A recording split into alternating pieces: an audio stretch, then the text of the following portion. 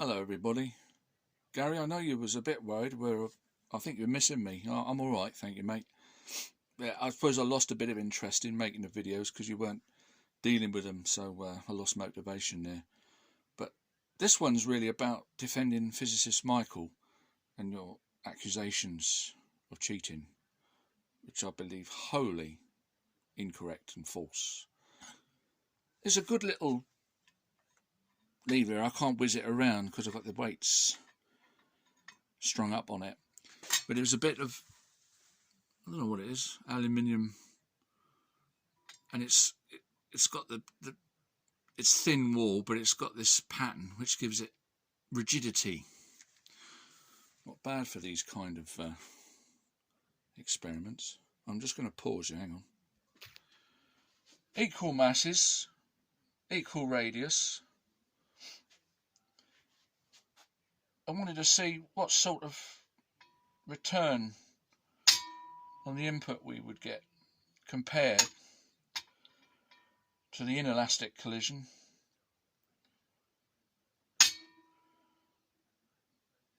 and one with a spring interposed. I don't think it's going to show a great improvement, but I was expecting there to be an improvement with a spring, as Michael used. For good reason.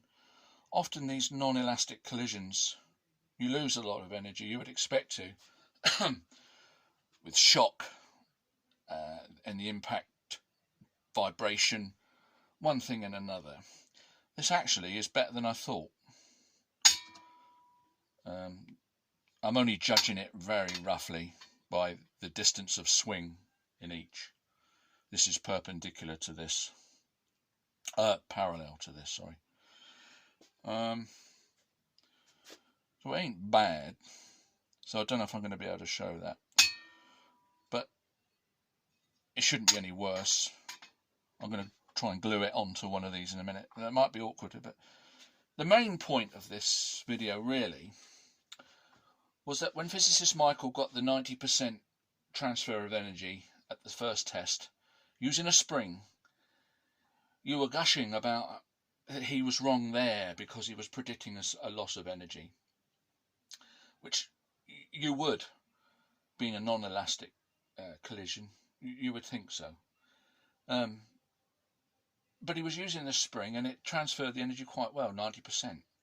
And then, when he did the half mass at twice radius, and that didn't match your prediction, then suddenly the spring was at fault.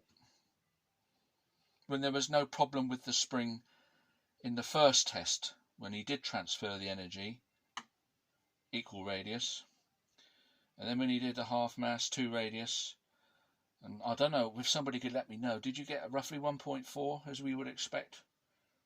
It didn't go twice the velocity as the input. We'd expect it to go about 1.4 as fast. I don't know. Somebody leave in a comment if that was the case. When that happened, Gary then suddenly blamed the spring. And that was a terrible idea to use a spring, blah, blah, blah, blah, blah.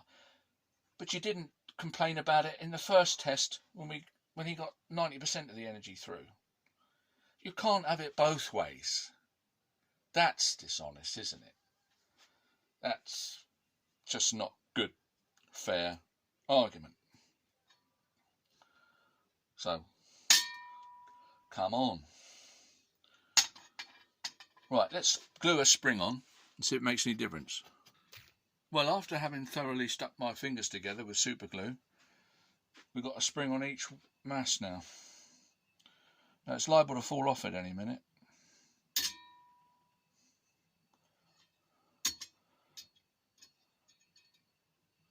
It's very subtle, but it's certainly no worse.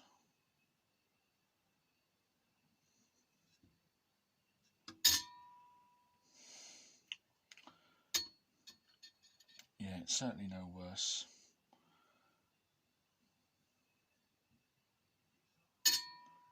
Yeah, I think it's slightly better than just the completely non-elastic collision.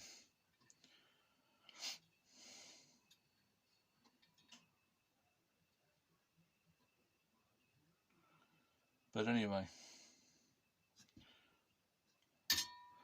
I mainly wanted to defend physicist Michael about the outrageous accusations of cheating. Anyway, see you in the next one.